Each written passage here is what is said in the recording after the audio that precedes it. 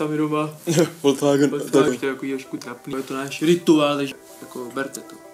Je to prostě... My jsme vám chtěli vlastně říct, minule vás jakoby navnadili trošičku, jo, maličko. Že bude ten další díl, jakoby, prostě nebude. Prostě ne. My jsme se tak rozhodli a prostě nebude. Jo co jsme se vlastně rozhodli? Že budeme nespoutaný. Že prostě to natočíme tak, jak to cítíme. Takže to znamená, že my nebudeme prostě poslouchat ani sami sebe. Protože každý tupej trotl by čekal pokračování, že pokračování nebude. Takže to je prostě vlastně naprostý zlom naší kariéře, si myslím. Přesně, já si taky myslím. No ale každopádně, co jsme vám chtěli dneska říct, to bych chtěl natáčet třeba dřív, jo? A proč jsme ale nemohli? No, jako my jsme mohli, ale já jsem jako úplně fit, protože tak já jsem měl jakou lidově se tomu říká sračka, jdeš na záchod 7x až 8x denně, je jenom voda. Že jsem trošku nechutnej a zhubnul jsem normálně pane kalhoty. Pokud chcete zhubnout, mějte sračku. Se dostáváme jako právě k tomu hubnutí. Mě tě nějak bolí oko, Mati. No, jsem tak zmínil. To jsme nevěděli, co říct. Ale my jsme se prostě plus minus před asi tak, jakoby, si myslím tak 2 měsíce, jsme se rozhodli, že budeme hubnout. Nejsme jako prostě jako tlustí kluci, že už to není na takový to lítání jako by někde po venku, plavkář, bez trička, teď nemám co říct. Člověk se už nemůže jít na haty ani projít ven. Přesně, já jsem byl taky zvyklý, vždycky jsem se tady vyrazil do centra Prahy, jenom bez ipech. No a že prostě budeme jako od pondělka hubnout. Byla středa. Seděli jsme na obědě v bageterce, a na večeři v KFCčku. Tam právě jsme se rozhodli, že teda prostě zhubneme. Tak jsme si stanovili prostě nějaký konkrétní den. Ten den jsme si ještě potvrdili na snídani v Mekáči.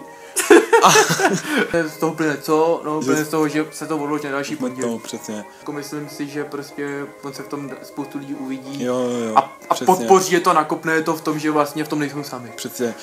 Že vlastně je tady spoustu takových jako oni a že vlastně ten problém, co mají oni, tak nejsou jediní.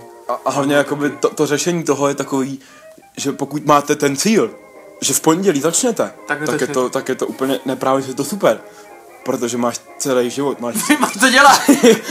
Máš 3 miliardy pondělků, že jo, před sebou. Takže ty si můžeš začít, když chceš, jo. Takže vlastně tam je ta volnost, jo. To je na tom tvoje taková ta pomyslná baňka těch cílů je prostě nevyčerpatelná. Že vlastně máš do konce života co dělat a nečím přemýšlet. Přesně. To ještě taky vám chci říct, jo. Znáte ten seriál Sherlock? Sherlock. Já jsem prostě vždycky chtěl jako dlouhý černý kabát, jo. No a teď jsem právě ho viděl a úplně jsem si ho musel koupit. Mamka koupila. Ne, na půl. A prostě já řeším ty záhady jako Sherlock. Třeba minule jsem jmenuje najít klíče. Od baráku. Metodou dedukce. Jo, já myslel vyřazovací metodu. Dedukce plus vyřazovací metoda jsem zjistil, že je mám v té druhé bundě. Vyřadil jsem ten nový kabát.